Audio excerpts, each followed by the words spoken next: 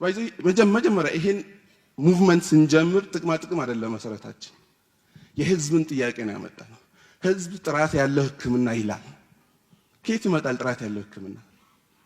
ሳቲስፋይስ ያልሆነ ሐኪም በባርነት ውስጥ አለ ብሎ የሚያምን ሐኪም ይዘን ስለ ህክምና ጥራት ልናወራ እንችላለን?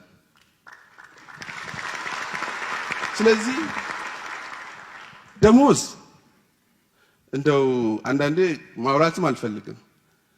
ዩኒቨርሲቲ ውስጥ አንደርግራጁዌት አስተምሮ ፖስት ግራጁዌት አስተምሮ ኦፕሬሽን ሳምንት ሙሉ ሰርቶ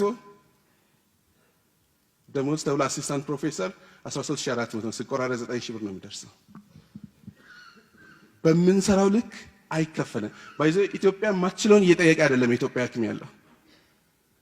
ደቡብ ሱዳን ብንሄድ ከኛ በጂዲፒ በጣም ያነሱ አገሮች ናቸው። ከ40 እና 100% በላይ ነው እየከፈሉ ያሉት።